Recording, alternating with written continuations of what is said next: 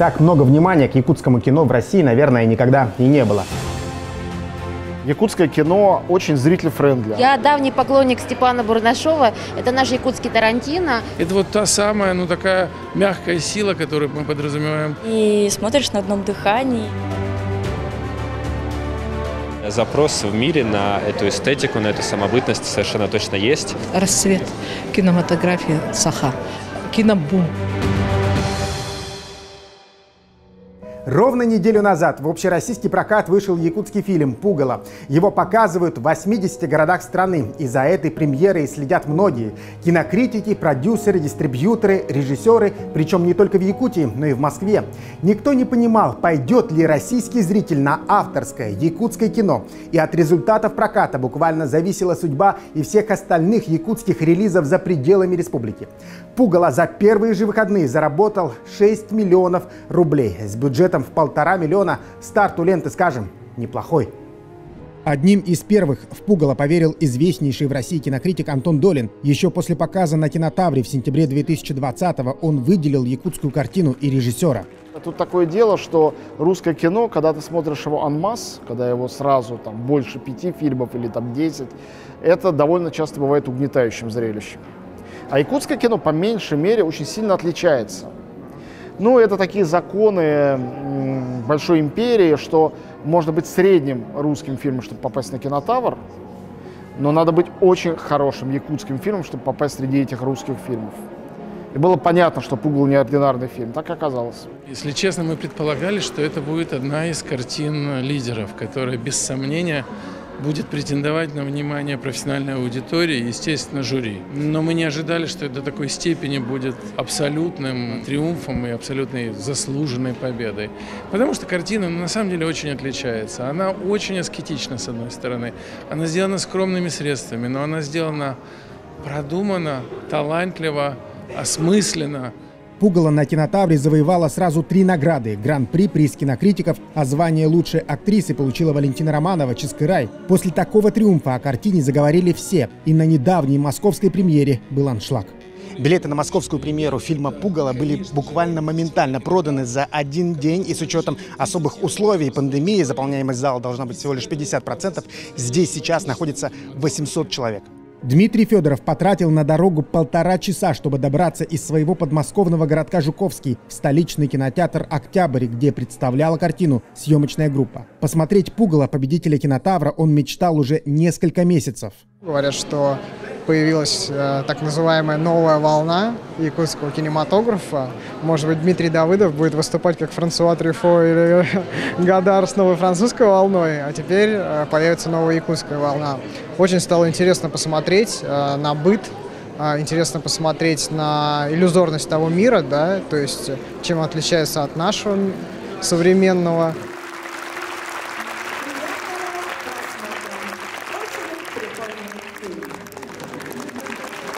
Это оригинальное кино, но снято на достаточно высоком уровне. И смотришь на одном дыхании и чувствуешь, как будто ты находишься в этой атмосфере Якутии, живешь вместе с этой женщиной. Я 2 раза разрыдался.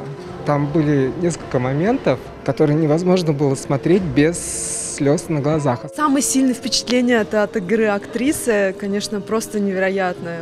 Это очень сложный образ, очень сложно было его воплотить в жизнь, мне кажется. Актриса просто феноменальная, это большая находка. Сейчас очень даже расцвет кинематографии Саха. Кинобум. Мы же стремились.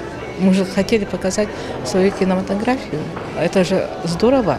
И показывает, как быт, как вот такой народ, оказывается, есть, с такой культурой. Это же увековечение. Оно остается, как история. Сегодня, после такого успеха, удивительно слышать, что в свой фильм режиссер Дмитрий Давыдов не верил. Конечно, это главный фестиваль в России. Якутское кино туда просилось очень давно. Я знаю то, что в 2013 году, в 2016, 2017 годах не принимали якутское кино туда. И вот в этом году приняли. Было, во-первых, волнение, то, что откажут.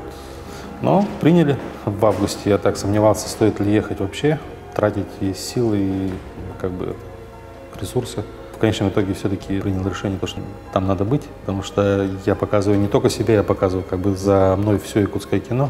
Ребята, которые в будущем тоже будут выходить на Кинотавр, чтобы был какой-то отзыв о нас, какой-то авторитет. Якутскому кинематографу больше 20 лет, и на протяжении этих десятилетий, казалось, российская кинотусовка старательно не замечала фильмы, снятые на нашем севере. А почему все-таки якутскому кино сложно попадать на российские фестивали? Я боюсь, что здесь работают две вещи. Во-первых, никто не понимает, кто они, что у них за традиции, вообще чем они живут.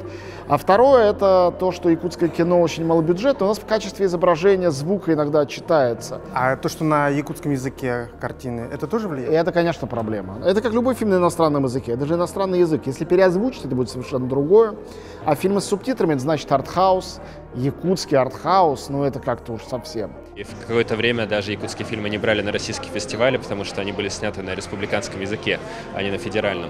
И в итоге эти фильмы сначала побеждали где-нибудь в Корее или Канаде, а только потом уже оказывались на наших фестивалях. Все, в общем, наслышаны о этом замечательном феномене, потому что все смотрят сборы в Якутии, которые всех поражают. На 3-4 экранах фильм собирает в ограниченном прокате больше, чем на 150 копиях собирает неплохое российское обычное кино, скажем так, не фестивальное. А здесь, просто мы видим, даже пока сложно объяснимая тенденция, поэтому очень интересно посмотреть, как это будет в России дальше развиваться. И после проката «Пугала», возможно, многие уже сейчас хотят провести уикенд якутского кино. Так много внимания к якутскому кино в России, наверное, никогда и не было. Конечно, были крупные премьеры, например, картина «Тайна Чингисхана» больше 10 лет назад, или «Большие победы». Фильм «Царь-птица» стал обладателем гран-при Московского международного кинофестиваля. Но такого ажиотажа и от зрителей, и от профессионалов никогда не было. Мы сейчас находимся в кинотеатре «Пионер», где с сегодняшнего дня стартовал фестиваль якутского кино, и каждый желающий может познакомиться с лучшими образцами картин, которые были сняты в нашей республике. Мы с коллегами долго думали об этой идее организовать фестиваль якутского кино, потому что оно действительно развивается огромными темпами и производит по-настоящему качественные фильмы с глубоким художественным смыслом, содержанием. И такое кино действительно и нужно, и хочется доносить до зрителей. И фестиваль мы устроили для того, чтобы в каком-то смысле этот феномен вывести на уровень такого зрительского. Потому что часто кино, похожее на якутское, сложно именно за счет своей специфики. Его как бы окрещивают артхаусным, и тогда оно отходит к определенной части аудитории. А мы как раз хотим, чтобы это кино вышло к широкому зрителю. Первый фестиваль якутского кино в Москве начался с показа фильма «Харахар» Степана Бурнашова. Картина про дальнобойщика, застрявшего на зимней трассе, победила на фестивале «Окно в Европу» в Выборге в 2020 году. Именно поразило мастерство. Получается, что обычно всегда, когда ты смотришь якутское кино, тебе немного подыгрывает вот это очень красивое, суровое пространство, это музыка. А здесь просто есть машина, есть человек, и тебе все равно не оторваться. Вот, это то, что поразило меня, и я бы очень рад, что другие это тоже оценили. И после такого успеха авторы проекта решили сами заниматься дистрибьюцией картины и смогли договориться о показах в крупнейших городах страны. Всегда же надеешься для режиссера, для автора, вообще для всей команды очень хочется, чтобы фильм посмотрели больше зрителей. Да? Мы же делаем кино, чтобы посмотрели его, да? И мы организовали команду именно дистрибуционную. У нас каждым днем запросы появляются, мы общаемся напрямую сейчас с кинотеатрами по России. И сейчас у нас фильмы показываются от Санкт-Петербурга до Владивостока, да, Омск, Благовещенск, Новосибирск, Красноярск, Екатеринбург, Ростов. Да. Я давний поклонник Степана Бурнашова. Это наш якутский Тарантино. Конечно, снимает он очень душевно, очень страшно, на мой взгляд. Но фильм, конечно, намного вырос в съемочном плане. Такие красивые кадры, так здорово. Жалко, что он короткий. Я хочу сериалов от Степана Бурнашова. Я дико в восторге от всего этого. То есть просто потому, что это очень сильно и очень смело с точки зрения того, что минимализм и так все. Это смелая очень история. Вот это из отечественных фильмов самое лучшее, что я видел. И я рад, что у меня есть Степан Бурнашев в друзьях. и я буду с ним переписываться в Фейсбуке. Может быть, я приеду в Якутию и бесплатно буду стажироваться. И рад то, что у нас помимо Москвы, мы же, многие москвичи не знают, что за МКАДом есть Якутия еще, снимается кинематограф. Спасибо вам, якуты, побольше вам сильных, хороших фильмов. Кстати, на российском прокате наши кинематографисты ограничиваться не намерены. Недавно, будто гром среди ясного неба, прозвучала новость, что якутский фильм «Ичи» Костаса Марсана готов покорять массового зарубежного зрителя. Две крупнейшие иностранные дистрибьюторские компании будут продвигать картину по всему миру. В каких-то странах будет кинотеатральный показ, но точно могу сказать, что онлайн-стримингах и телевидениях везде будут показываться, в том числе и на кабельных каналах, и на спутниковых каналах, и на авиасамолетах и прочее.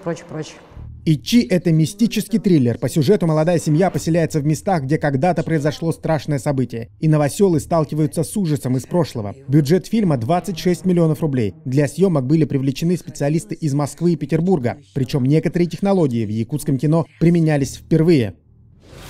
Впервые для истории якутского кино привлечен профессиональный гафер. Гафер — это кто? Человек, который ставит свет. Понимаешь? А до этого что, просто самостоятельно, что ли? Так? До этого сами операторы ставили. Мы то же самое делали на «Мой убийца», например. К этому фильму мы подошли уже очень подготовленно, очень серьезно. Можно ли уже выделить какую-то тенденцию общую для якутского кинематографа? Их множество, этих тенденций. Якутское кино очень зритель-френдли, оно обращено к зрителю, правда, к якутскому прежде всего. Якутские фильмы не знают четкого разделения между арт-кино и развлекательным кино. Иногда совершенно развлекательный жанровый фильм может содержать в себе вполне глубинные идеи. И наоборот, авторское кино может быть довольно увлекательным. Нет вот этой вот пропасти. Якутское кино очень сильно связано с природой, как и вообще якутский народ. Ну и, наконец, магия, волшебство, мифология. Для якутского кино это тоже естественная среда. Еще одна вещь, которая очень радует в якутском кино, это то, что фильмы никогда не привязаны к хронометражу. То есть обычно, когда ты снимаешь кино для проката, да, ты думаешь, там, 2 часа, 90 минут. А вот здесь автор как чувствует историю, так он ее и рассказывает. И в итоге действие никогда не проседает, ты никогда не чувствуешь пустоты. Ты всегда ощущаешь, что вот человек рассказал историю именно так, как он считал нужным ее рассказать. Сегодня эксперты все чаще рассуждают на тему феномена якутского кино и сходятся во мнении, что якуты просто любят и умеют рассказывать истории. Это в крови, ведь долгое время олонхо, искусство рассказа, было единственным развлечением и культурной традицией. Каждая семья с нетерпением ждала прихода олонхасута в свой дом. Теперь можно сказать, что современные якутские режиссеры — это продолжатели тех древних традиций олонхо. И мы следим за увлекательными историями из жизни, рассказанными уже с экранов. Максим Кардозу, Виктор Олесов, Москва.